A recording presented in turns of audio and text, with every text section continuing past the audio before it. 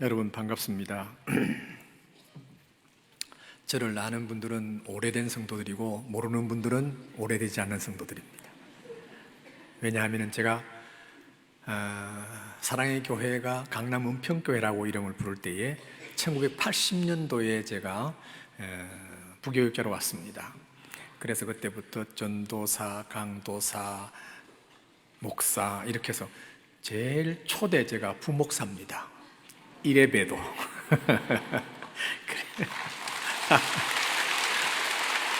네, 반가운 반응이라고 생각합니다. 감사합니다. 그래서 더 이 친정교회이기 때문에 친정교회에 대한 애정이 저 자신은 남다르다고 생각합니다. 지난 3년 동안 참 여러분들이 장로님부터 시작해서 교육자들 참 애 많이 쓰셨습니다. 그 많은 시련과 시험 가운데서 잘 인내하시고 오늘에 있기까지 수고하신 여러분들 너무나 감사하고요. 여성 동지들은 알 겁니다. 시집을 가고 나서 친정에서의 좋은 소식이 들리면 그렇게 좋을 수가 없습니다. 그러나 친정에 좋지 못한 소식이 들릴 때는 그렇게 마음 아플 수가 없습니다. 그렇지요? 예. 그와 똑같은 심정으로 제가 저 역시도 3년 동안 마음고생을 했다고 봐야 됩니다. 그런데 그래도 그 이유가 뭘까? 그렇게 시련을 겪고 어려움을 겪는 이유가 뭘까? 저는 알거든요. 하나님께서 하나님을 향한 뜨거운 열정과 비전을 가진 그 교회와 개인에게는 사탄이 가만히 두지 않습니다. 끊임없이 방해합니다. 그게 사탄의 속성이에요. 그래서 교회라고 해서 아무런 문제가 없는 교회는 문제가 심각한 교회입니다. 공감을 안 하시는 모양이네. 하나님의 뜻을 펼치고 하나님의 꿈을 이루고자 하는 그와 같은 교회는 끊임없이 시험이 오게 돼 있습니다. 제일 큰 것이 제자훈련이라는 이 사역은 해도 되고 안 해도 되는 게 아니에요. 주님의 지상 명령이에요. 모든 족속으로 제자를 삼으라고 하는 목회의 본질, 이것을 향해서 사탄이 그냥 있겠습니까? 얼마나 많은 방해가 있는지 모릅니다.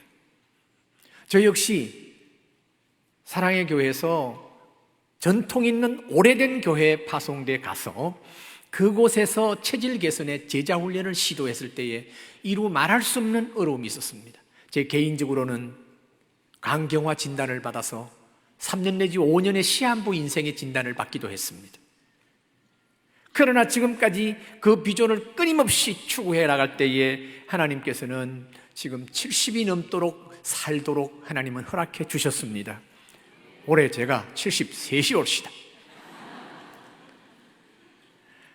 그런데 최근에 주영종 목사님이 진실이라는 책을 내서 보내왔어요. 그래서 그 책을 제가 읽고는 얼마나 감사했는지 모릅니다. 바로 이거구나. 이런 엄청난 시험과 시련이 오게 된 것이 또 하나 있었구나. 그것은 바로 뭐냐 하면은 복음의 서진이라는 것입니다. 복음의 서진. 여러분, 우리가 예수 믿은 것은 130년 전에 서양의 선교사들을 통해서 예수 믿었습니다. 아멘이죠?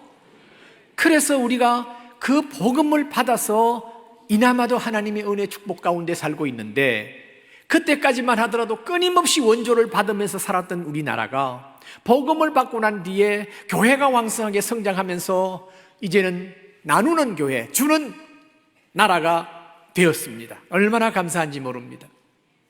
그런데 지금 우리에게 복음을 전해준 저 서양, 특히 토마스 선교사를 파송했던 웨일즈에 있는 저 교회, 그 지역에 지금 신학교를 사랑의 교회가 인수해서 그 신학교를 통해서 복음의 서진운동을 벌린다는 것은 한국에 이런 교회 없습니다. 여러분, 이걸 가볍게 생각하시면 안 돼요. 복음을 받았으니 우리도 줘야지요. 그 유럽 교회가 얼마나 황폐한지 제가 96년도에 갔었습니다. 갔더니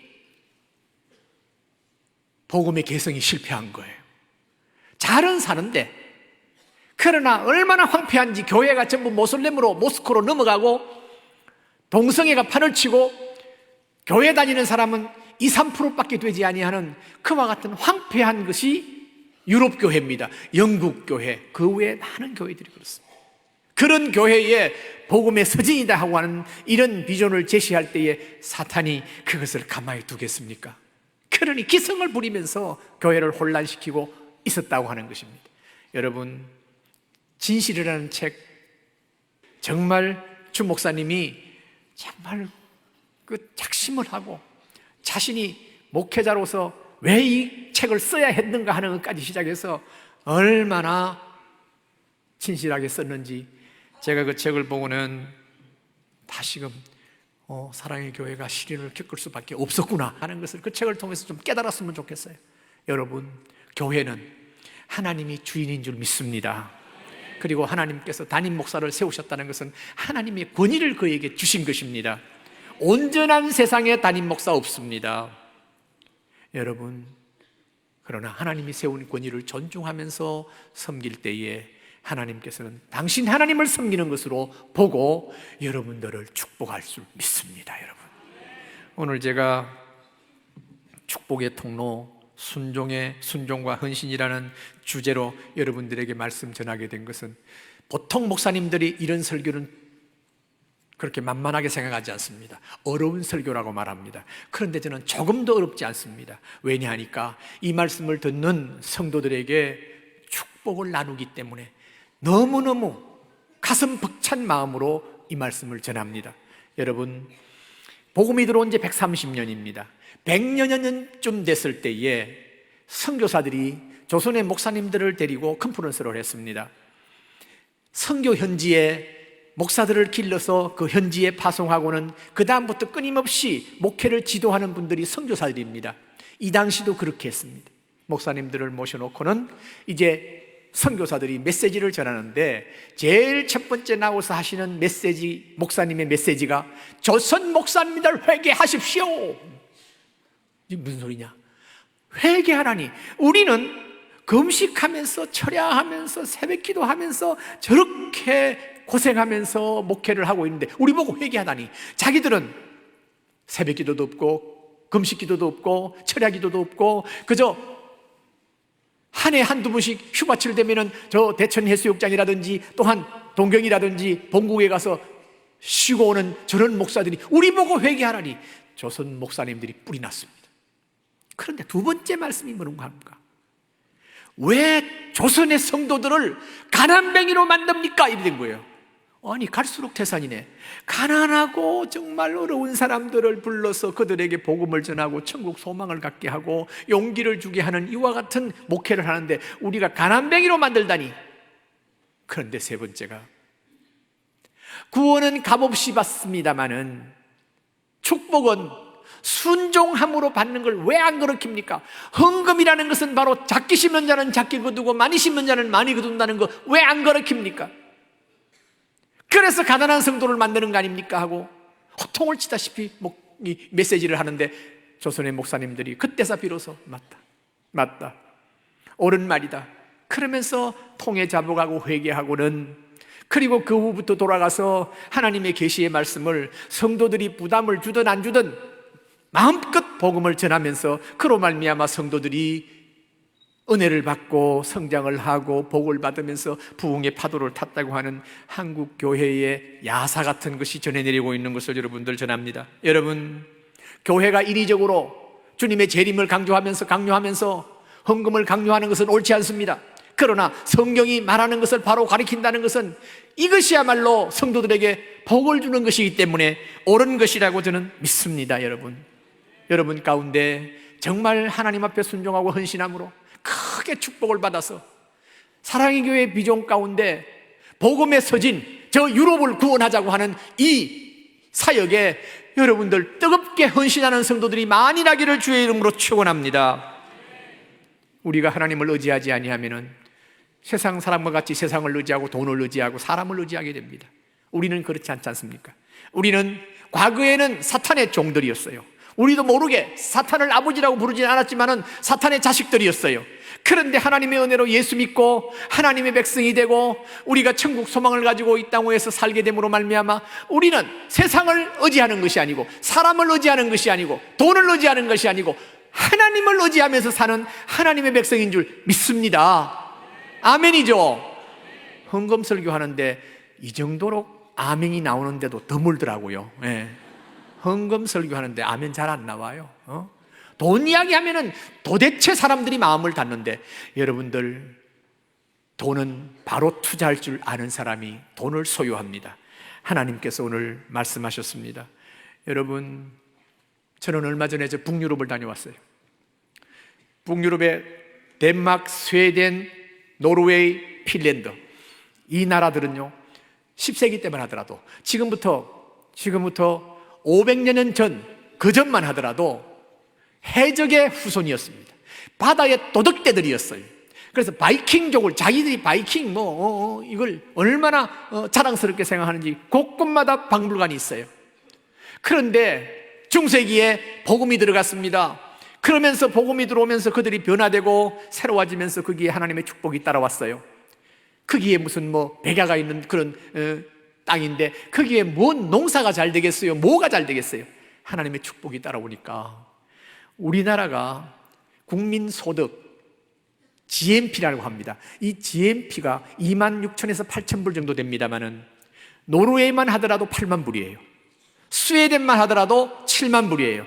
또 덴마크만 하더라도 5만 불, 6만 불, 핀란드 5만 불. 우리보다 훨씬 잘 사는 거예요.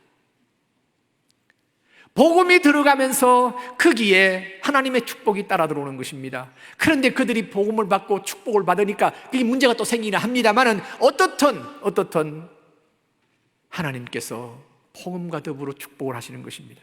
제가 대학 다닐 때 1960년대만 하더라도 북한이 우리보다 잘 살았어요. 필리핀이 우리보다 잘 살았어요. 그런데 지금은 우리가 게임이 안 됩니다. 훨씬 잘 살고 있습니다. 이것이 하나님의 축복 아니고 뭡니까? 이 땅에서 금이 쏟아졌습니까? 석유가 났습니까? 하나님께서 축복해 주신 줄 믿습니다. 그런데 예수 믿는 사람보다 예수 안 믿는 사람들이 재벌이 많고 어쩌고 저쩌고, 그거 여러분들 잘 아십시오. 그들이 우리 때문에, 예수 믿는 우리 때문에 그들이 지금 쎄빠지게 일을 해서 돈을 벌고 있습니다. 여러분, 그건 다 하나님의 백성들을 위해서 그들이 수고하는 것입니다. 그런데 그들이 진정 평안한가요? 아니에요. 그들은 하나님을 모르기 때문에, 이 땅 위에서 삶을 살기 때문에 참 불쌍합니다. 그러기 때문에 복음을 전해야 돼요. 복음을 전해야 돼요.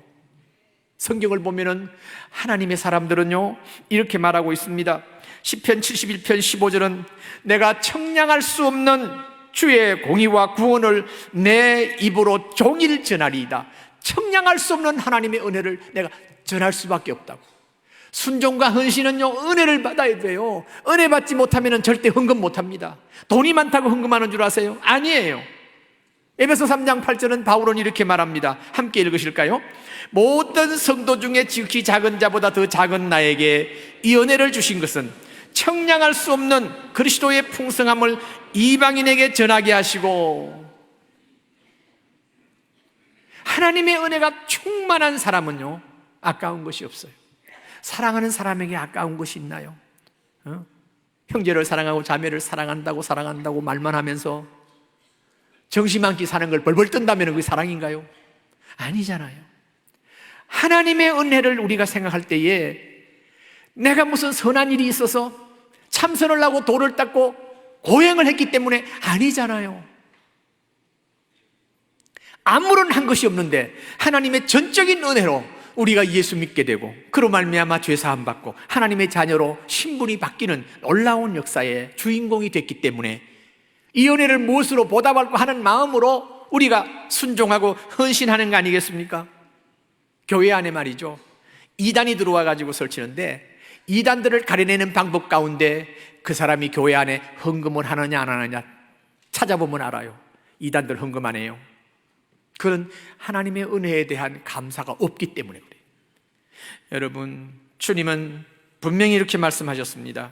신명기 10장 13절 내가 오늘 내 행복을 위하여 내게 명하는 여호와의 명령과 규례를 지킬 것이 아니냐.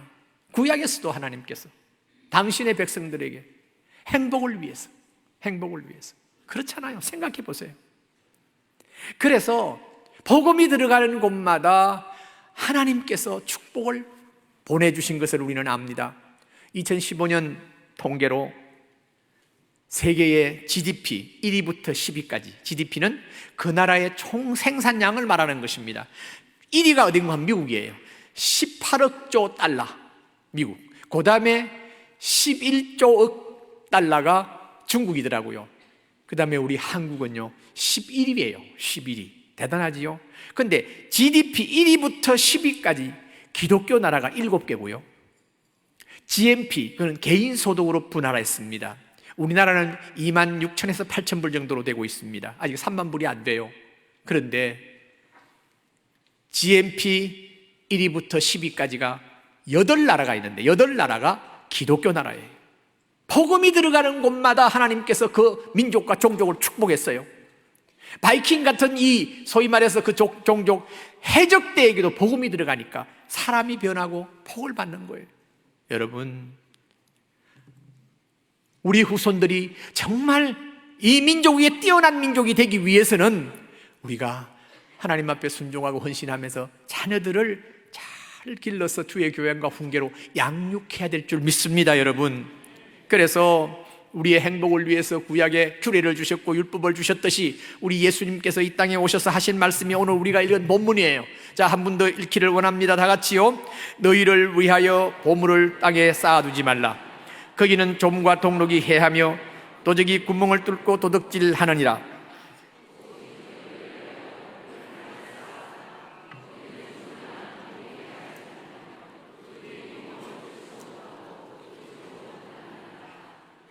보물 있는 그곳에는 내 마음도 있느니라. 우리를 구원하신 하나님, 독생자를 우리 대신 속죄양으로 주시기까지 하면서 우리를 구원하신 하나님은 끊임없이 우리에 대한 축복, 우리에 대해서 애정을 가지고 있는 거예요. 그래서 너희를 위하여 반복하면서 하나님께서 말씀하시는 것입니다. 그 결론이 뭔가 하면은요, 물질의 마음을 두지 말고 하나님께 두라. 우리 마음을 보시는 하나님이십니다. 마태복음 6장 24절에 이런 말씀을 하십니다. 다 같이요. 한 사람이 두 주인을 섬기지 못할 것이니 혹 이를 미워하고 저를 사랑하거나 혹 이를 중히 여기고 저를 경히 여김이라. 너희가 하나님과 재물을 겸하여 섬기지 못하느니라. 세상 사람은 물질이 하나님이에요. 펄쩍 뜁니다. 무슨 소리야? 우리가 왜 물질이 왜 하나님이야? 또 물질의 노예예요. 내가 주인이지 왜 물질이 주인이냐? 자기 주인이라 하는 사람들은 물질의 종이에요. 물질 없으면, 돈 없으면 못 산대요. 돈 없으면 못 산대요. 그런데 하나님께서는 우리 보고 떡으로만 사는 것이 아니요, 오직 하나님의 입으로 나오는 말씀으로 산다고 말씀하셨습니다. 여러분, 아멘입니까? 아멘이 잘 안 가지요. 왜 돈 없이 어떻게 산단 말이냐 할지 모릅니다만, 그 모든 공급을 누가 해주시는 것입니까? 하나님이 해주시는 줄 믿습니다, 여러분. 그래서 건강도 물질도 자녀도 모든 게 하나님으로부터 공급됐다는 것을 믿지 못한 사람들은 물질을 의지하고 세상을 의지하고 돈을 의지하고 사람을 의지한다고요. 천만의 말씀입니다. 제가 올해 73입니다. 인생을 70을 살고 보니까 오직 신뢰할 대상은 하나님밖에 없다고 하는 것이 처절한 거예요. 절대적인 거예요, 여러분. 하나님밖에 없습니다. 그것을 광야에서 하나님께서 이스라엘 백성에게 보여주셨어요. 농사도 지을 수 없고 강도 없고 물도 없는 곳에서 오직 하나님께서 말씀으로 만나를 내려주시고 메추라기를 보내주시고 반석을 쳐서 물을 공급해 주시는 그와 같은 기적을 통해서 너희들이 농사 지어서 먹고 사는 줄 아느냐? 너희들이 지금 길쌈에서 옷을 해입고 사는 줄 아느냐? 말씀으로 사는 것이라는 것을 확실히 보여줬습니다. 그것이 성경에 기록되어 있는 이유가 뭔 줄 아십니까? 오늘날도 마찬가지입니다. 오늘날도 살아계신 하나님께서 이 나라를 지켜주시는 것도 하나님의 은혜인 줄 믿습니다. 왜 김정은이가 저걸 포를 헛발만 계속 싸제끼면서 있는 줄 아세요? 우리 교인들에게 정신 차리라고 하나님께서 하시는 줄 믿습니다, 여러분. 전쟁은 하나님께 달렸습니다. 걱정하지 마시길 바랍니다. 우리가 하나님 앞에 올바로 순종하고 헌신하고 살 때에 하나님께서 이 나라를 지켜주시고 보호해 주실 줄 믿습니다. 우리가 할 일은 내 신앙과 나의 신앙을 후손들에게 잘 전수시키는 일입니다, 여러분. 물질 문제에 있어서 종교개혁자 칼빈은 이렇게 말했습니다. 교회가 돈에 대해서 많은 이야기를 하는 것이 문제가 아니라 올바른 이야기를 하지 않는 것이 문제다. 올바른 이야기를 해야 돼요. 헌금설교 안 하는 것을 자랑스럽게 생각하는 목사가 있고, 또 우리 교회 담임 목사님은 헌금설교 안 한다고 할지 모르겠습니다만은 아닙니다. 반드시 해야 됩니다. 그 교인들의 축복을 위해서. 제가 초대 부목사로서 여러분들에게 놀라운 하나님의 축복을, 그 통로를 막고 있는 것을 여러분 터시고 하늘 문을 여시고 주시는 놀라운 축복을 받아서 이 사랑의 교회의 놀라운 그 비전을 이루어가는 주인공들이 다 되시기를 주의 이름으로 축원합니다. 헌금의 기본 단위가 11조입니다. 11조와 헌물은 풍성한 삶을 약속합니다. 그런데 11조에 부정적인 사람들이 좀 많이 있어요. 참 안타까운 일이에요. 말라기 3장 11절 12절 우리가 함께 읽기를 원합니다. 만군의 여호와가 이르노라, 내가 너희를 위하여 메뚜기를 금하며 너희 토지 소산을 먹어 없애지 못하게 하며 너희 밭에 포도나무 열매가 기한 전에 떨어지지 않게 하리니 너희 땅이 아름다움으로 모든 이방인들이 너희를 복되다 하리라. 만군의 여호와의 말이니라. 이스라엘 백성들 당시에는 농산물의 작황이 어떻게 되는가에 따라서 하나님의 축복이다, 하나님의 저주다 판가름을 했어요. 그러니까 여기서 메뚜기라는 것을 또 어떤 성경에는 황충이라고 번역하기도 했습니다. 황충이라고 말이 상당히 가까워요. 왜냐하니까 이것은 에켈이라고 하는 집어삼킨다는 뜻을 가지고 있습니다. 농사를 다 돼가지고 추수때가 됐는데 황충이 와서 다 집어삼켜버렸습니다. 얼마나 허탈하겠습니까? 오늘날 그러면 우리가 농사 짓지 않는데 문제가 없지 않습니까? 할지 모르겠습니다만 아닙니다. 오늘날도 보이지 않는 황충이 우리의 삶의 현장에서 뒤집어 놓고 갉아먹고 뺏어가고 하는 게 한두 가지가 아닙니다. 얼마 전에 중국에서 홍수가 나서 3천만 명이 이재민이 났다는 거 들어보셨죠? 또 최근에 저 벵글라데시 같은 데는요, 강이 범람해가지고 막 집 전부 다 말아먹어버린 그 홍수의 피해가 있습니다. 황충입니다, 여러분. 우리 삶 가운데 황충을 금하며 기한 전에 포도가 떨어지지 않게 하시는 약속하신 하나님, 그 하나님 앞에 여러분들이 순종하고 헌신하는 성도 되시기를 바랍니다. 모든 영역에서 황충은 지금도 존재하고 있다는 사실을 여러분들 잊지 마시기를 바랍니다. 기본 단위가 11조라고 그랬습니다. 11조를 부정하고 11조에 대해서 부정적으로 말하는 사람이 있다고 한다면 그건 구약의 거짓 선지자와 같은 것입니다. 성도의 유익을 위해서, 성도들의 축복을 위해서 바로 성경대로 가르쳐야 하는 것입니다. 정말 아름다운 인생의 결산을 낸 한 사람을 소개할까 합니다. 그 사람 이름은 바로 존 D 록펠러입니다. 그는 1839년에 태어나서 1937년에 돌아가셨으니까 약 100년을 산 사람입니다. 이분이 현재 빌 게이츠보다도 3배 더 재산을 가지고 있다고 봅니다. 록펠러의 사망 소식을 전해 들었을 때에 그가 살아있을 때에 맹비난했던 영국의 철학자 버트란트 러셀이나 비스마르크 같은 분들이 돌아가시고 난 후에는 그들이 말하기를 금세기에 가장 위대한 인물이라고 추겨 세웠습니다. 왜냐하니까 그는 이 미국에서 대학교, 종합대학인 시카고 대학을 설립했습니다. 그 시카고 대학은 70년간 73명의 노벨 수상자를 배출했습니다. 지금도 교수 가운데는 노벨상 수상자들이 있습니다. 그리고 12개의 단과대학을 세웠고 또 12개의 의학연구소를 세워서 기여했습니다. 뿐만 아니라 4,928개의 교회를 개척해서 세웠습니다. 지금도 뉴욕의 허스슨 강변에 보면은 이 리버사이드 처치라고 있습니다. 강변교회라는 교회가 있는데 역시 그 교회도 록펠러가 세운 교회입니다. 놀라운 것은 그가 그렇게 많은 일을 했음에도 불구하고 자기 설립자의 이름을 중시하는 서양 정서에 한 군데도 자기 이름을 새긴 곳이 없습니다. 그래서 기자들이 물었습니다. 어떻게 해서 설립자를 이름을 새기지 않습니까? 했더니 나는 주인 되시는 하나님의 심부름꾼이 왜다. 심부름꾼이 무슨 자기 이름을 새긴단 말이요. 그러면서 어떻게 11조를 그렇게 하게 되느냐고 물었더니 자기가 어린 시절에 주급을 1불 50센트를 받아서 그것을 어머니에게 드렸더니 어머니가 그것을 받아서 얼마나 대견하게 생각하고 기뻐하면서 조한, 여기에 11조 15센트를 하나님께 드린다고 한다면 하나님께서 얼마나 기뻐하시고 축복하시겠니? 라고 말할 때부터 그 주급받아가지고 11조를 드린 거예요. 그때부터 시작한 11조가 그가 하는 말이 내가 그때 1불 50센트에 11조 15센트를 바친 것이 시작이 안 됐다고 한다면 내가 100만 불을 하나님 앞에 드릴 수 없을 것이라고. 여러분, 어릴 때부터 하나님 앞에 헌금하는 것을 부모들이 가르치시기를 바랍니다. 그냥 용돈만 주지 마세요. 저는 손자가 8입니다만은 용돈을 줄 때마다 11조 얼마니? 물어봅니다. 11조 모르면은 용돈 안 줍니다. 얼마니? 물어보고 11조 얼마다 하면은 그때부터, 그러니까 항상 내가 용돈을 줄 때 11조 얼마니 묻기 때문에 얘들은 하여튼 어리면서도 계산을 철저히 합니다. 그들을 축복하기 위해서 그러는 것입니다, 여러분.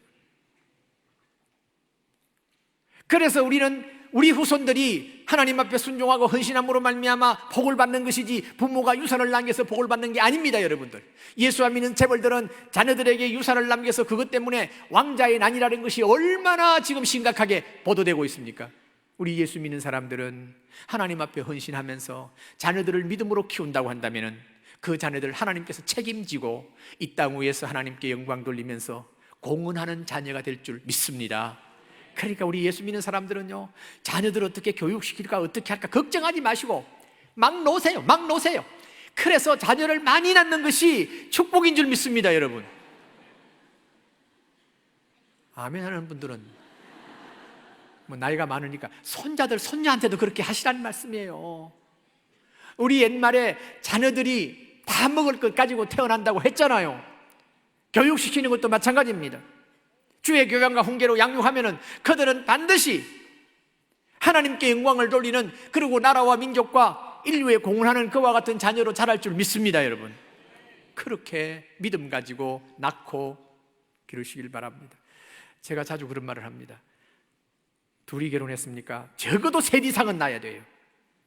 왜냐하니까 본전은 용서가 안 돼요. 5달란트, 2달란트 가던 자에게 하나님께서는 5달란트를 칭찬하시고 2달란트도 마찬가지 극찬을 했습니다만 1달란트 숨겨놓고 가져와가지고 본전이다 다행이다 말하지 않았어요. 이 악하고 결혼종이라고 하면서 내쫓았어요. 그러면 2사람밖에 안 주는데 어떡하란 말이냐? 입양을 하더라도 채우시라고요. 채우시라고요.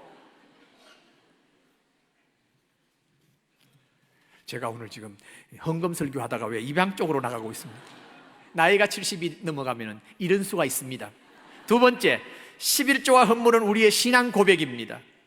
여러분, 다들 그러죠. 11조 이야기하면 그 율법 시대 이야기를 왜 합니까? 이렇게 말합니다만 천만의 말씀입니다. 성경의 무식한 이야기예요. 아브라함, 이삭, 야곱의 후손인 레위 때, 그러니까 모세 시대에 11조 율법이 나왔습니다. 그러면 아브라함 때는 11조가 없었나요? 있었어요. 창세기 14장을 보시면요, 소돔 고모라가 그라도멜의 연합군들에게 침략을 받아서 모두가 다 포로로 잡혀가고 재산 다 뺏겼습니다. 그때 조카 롯을 생각하고 아브라함이 318명의 자기가 길렀던 사병들과 주위에 있는 부족과 합세해가지고 기습을 해가지고 다 찾아왔어요. 다 찾아오고는 그 소돔 고모라의 그 왕들이 재산은 다 가지고 가고 포로만 주십시오. 천만에 다 돌려주겠다. 그 대신 11조, 이것은 멜기세덱 제사장에게 드립니다. 자 보세요. 창세기 14장 20절입니다. 너희 대적을 내 손에 붙이신 지극히 높으신 하나님을 찬송할지로다 하며 아브라함이 그 얻은 것에서 10분의 1을 멜기세덱에게 주었더라. 11조 한 거 아닙니까, 여러분? 그런데 11조가 율법이니었더니 이런 소리를 하는 사람들이 있습니다. 그것을 비하하는 사람들이 있습니다. 그렇지 않습니다, 여러분. 헌금의 기본입니다. 그런데 그것을 신앙 고백으로 내 생명, 내 건강, 내 자녀, 내 직장 생활, 내 사업 모든 것이 하나님으로부터 왔습니다 라고 고백하면서 드리는 것이 11조예요. 그래서 학개서 2장 8절 보면은 은도 내 것이요 금도 내 것이니라 만군의 여호와의 말이니라. 할렐루야. 아멘입니까 여러분? 다 하나님 것이에요. 신약에서 고린도전서 10장 26절에 이렇게 말합니다. 이는 땅과 거기 충만한 것이 주의 것임이라. 아멘입니까? 그것을 우리가 쓰는 청지기예요. 나에게 건강을 주시지 않으면 어떻게 직장생활하며? 나에게 하나님께서 은혜 베푸지 아니하면 어떻게 사업하며? 여러분, 우리가 주님 만날 때까지 주님의 은혜가 너무나 큽니다라고 고백하면서 순종하며 헌신하는 삶이 우리 그리스도의 제자들이요 하나님의 자녀들인 줄 믿습니다. 여러분, 자녀에게 유산 남긴다고 그렇게 바둥바둥하지 마세요. 주의 교양과 훈계로 양육하고는 끝입니다. 그들이 그렇게 자랐을 때에 절대로 부모에게 원망하지 않습니다. 여러분, 다스도 부족한데 어떻게 11조 냅니까? 그렇죠. 다스도 부족한 사람이 있어요. 저도 그런 때가 있었어요. 제가 30 중반에 신학을 들어가서 5 식구의 가장인데도 직업을 가지지 아니하고 신학교를 다니면서 그저 하나님 앞에 기도만 했어요. 하나님께서 이런 처지에서 우리 식구를 굶겨 죽인다면 하나님은 살아계신 게 아닙니다. 하나님이 나를 불렀을 때는 분명히 책임질 줄 믿습니다 하고 저는 늦게 공부하기 때문에 직장 가지고 공부하는 것 그냥 공부해도 따라가기 힘드는데 직장 가지고는 자신 없습니다. 그대로 하겠습니다. 주께서 알아서 하십시오. 그때 교육 전도사라서 5만 원 받았습니다. 5 식구에 5만 원. 1970년대입니다. 백부족이죠. 그때 담임 목사님이 5 식구였는데 다른 이 교회 오기 전에 30만 원 받았습니다. 그것도 힘들어요. 5만 원에서 5천 원 딱 뗐습니다. 먼저 11조는 그렇게 해야 돼요. 먼저 딱 떼는 거예요. 그거 다 부족한데도 하나님 그거 아실까요? 모르실까요? 여러분의 형편과 처지를 하나님이 아실까요? 모르실까요? 그게 믿음입니다. 안고 눕는 것을 아시니 멀리서도 우리의 생각을 통촉하시는 하나님이십니다. 우리의 머리털까지 세신다고 했습니다. 할 일 없어서 머리털을 세신가요? 나도 내 머리털이 몇 개인지 모르는데 하나님께서 나는 안다 그 말이에요. 여러분의 형편을 여러분보다 하나님이 더 잘 아신단 말이에요. 아멘입니까? 이걸 믿고 내가 다스도 부족한 것을 아시는 하나님 앞에 먼저 내놓습니다. 하나님께서 감동하십니다. 이거 진짜구나. 진짜 나를 의지하는구나. 그때부터 하나님께서 손을 쓰기 시작하는데 제가요 교육전도사 때 5만 원 받으면서요 11조 5만 원씩 했습니다. 그때부터 저는 물질에 대해서 해방이 됐습니다. 하나님은 살아계셔서 우리의 삶의 현장에 샅샅이 아시고 필요한 거 공급해 주신다. 그래서 내 아이들 보고 그럽니다. 다 컸습니다. 다 뭐 결혼 다 했는데 너희들 어릴 때 아빠 신학교 다닐 때 너희들 굶은 일 있냐? 없어요. 하나님께서 살아계셔서 우리 아버지가 되시고 우리의 형편과 처지에서 필요한 걸 공급해 주시는 하나님 믿으시는 여러분 되시기를 바랍니다.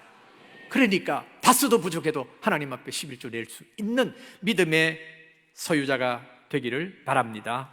그래서 어릴 때부터 자녀들에게 11조 하는 것을 가르치세요. 그때부터 하나님께서 그를 통해서 영광을 받으시는 줄 믿습니다. 마지막으로 11조와 헌물은 하나님의 은혜를 회복하는 통로입니다. 은혜를 회복해야 돼요. 한번 은혜 받고 난 뒤에 계속 지속되나요? 항상 이렇게 진폭이 있잖아요.